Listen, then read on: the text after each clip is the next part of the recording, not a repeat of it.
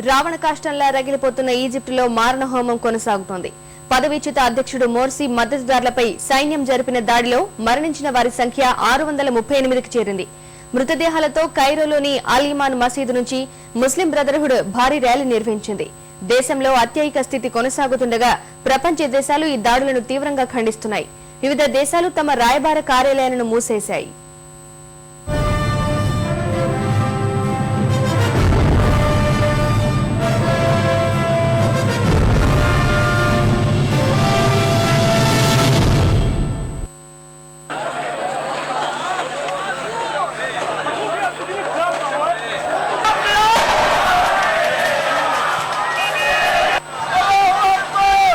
మూడు దశాబ్దాల నియంతృత్వానికి ప్రజా విప్లవంతో చరమగీతం పాడిన ఈజిప్టు అంతర్యుద్ధంతో నానాటికి అగాధంలోకి కూరుకుపోతోంది. మోర్సీని అధ్యక్ష పదవి నుంచి సైన్యం గద్దెదించడంతో ఆందోళన తీవ్రం చేసిన నిరసనకారులపై తాత్కాలిక ప్రభుత్వం సైనిక చర్య పరాకాష్ఠకు చేరింది. ఈ ఘటనలో మరణించిన వారి సంఖ్య అంతకంతకు పెరుగుతూనే ఉంది. చనిపోయిన వారిలో 43 మంది పోలీసులు కూడా ఉన్నారని ఈజిప్టు అంతర్గత వ్యవహారాల శాఖ వెల్లడించింది. సుమారు 3500 మంది క్షతగాత్రులయ్యారని తెలిపింది.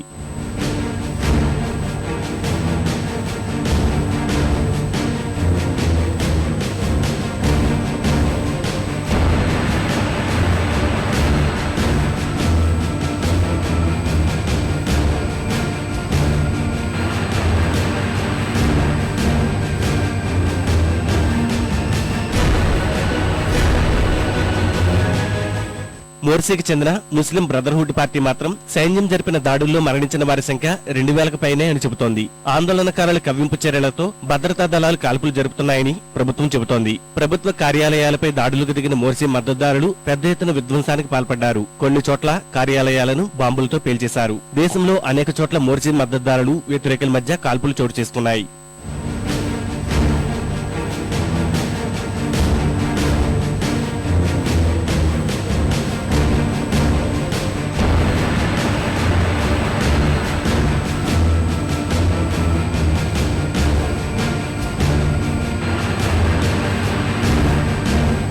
సైనిక ప్రభుత్వం దుశ్చర్యలకు వ్యతిరేకంగా ప్రజలంతా వీధుల్లోకి వచ్చి నిరసన తెలపాలని ముస్లిం బ్రదర్హుడ్ పార్టీ పిలుపునిచ్చింది. మృతదేహాలతో కైరోలోని అల్ ఇమాన్ మసీదు నుంచి ముస్లిం బ్రదర్హుడ్ భారీ ర్యాలీ నిర్వహించింది.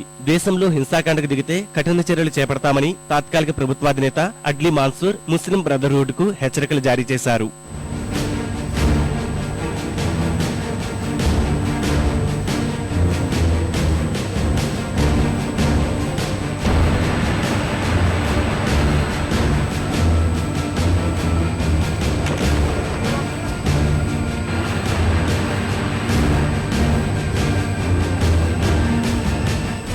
ఈజిప్ట్లో కొనసాగుతున్న అరాచకాలను యావత్ ప్రపంచం ముక్త కంఠంతో ఖండించింది. ఓచకోత ఘటనపై ప్రపంచవ్యాప్తంగా నిరసనలు వ్యక్తమవుతున్నాయి.